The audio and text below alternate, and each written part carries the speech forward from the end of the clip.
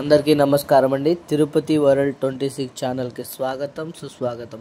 తిరుమలలో జరిగేటువంటి latest updates కోసం మా ఛానల్ సబ్స్క్రైబ్ చేయండి, లైక్ చేయండి, షేర్ చేయండి.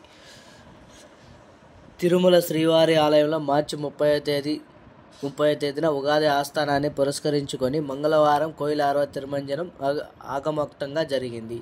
ఈ సందర్భంగా ఆలయం వెలుపల టీటీడీ చైర్మన్ బిఆర్ నాయుడుతో కలిసి టీటీడీ ఈవో శ్రీ శ్యామలరావు మీడియాతో మాట్లాడుతూ, సాధారణంగా ఉగాది అనివార ఆస్థాన బ్రహ్మోత్సవాలు వైకుంఠ ఏకాదశి పర్వదినాల ముందు వచ్చే మంగళవారం కోయిల ఆరవ తిరుమంజనం నిర్వహించడం ఆనవాయితీగా వస్తుందన్నారు.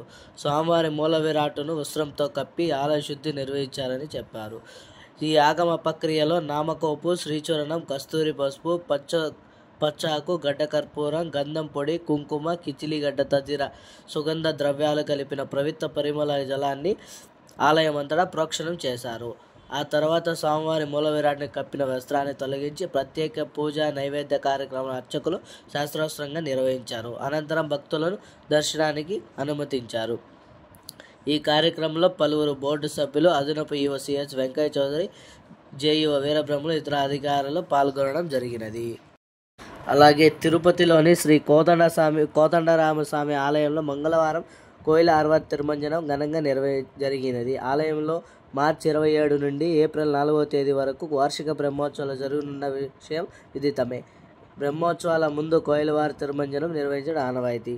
ఈ సందర్భంగా ఉదయం సుప్రభాతంతో స్వామివారిని మేల్కొల్పి తోమాల సేవ, సహస్రనామార్చన నిర్వహించారు. ఉదయం 7:30 నుండి 9:30 వరకు కోయిల అల్వార్ తిరుమంజనం జరిగింది. ఇందులో భాగంగా ఆలయాన్ని శుద్ధి చేసి పసుపు, కుంకుమ, చందనం, కర్పూరం, కిచిలిగడ్డ, కస్తూరి పసుపు, పచ్చాకు తదితర సుగంధ ద్రవ్య మిశ్రమాన్ని గర్భాలయం గోడలకు ప్రోక్షణ చేశారు.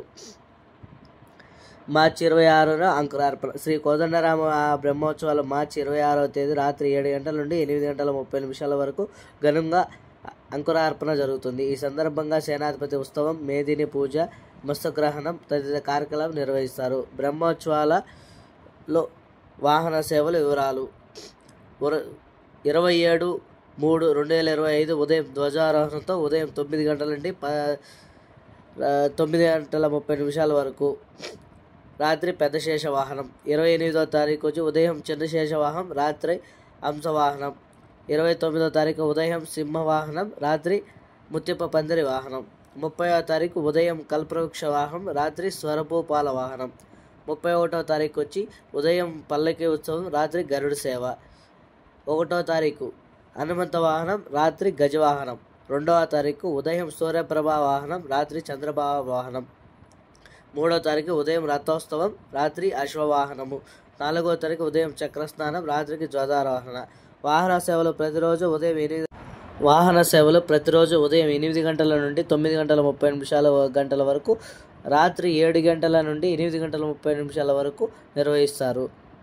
మరిన్ని ఇంట్రెస్టింగ్ వీడియోల కోసం మా ఛానల్ని సబ్స్క్రైబ్ చేయండి, లైక్ చేయండి, షేర్ చేయండి. Thank you.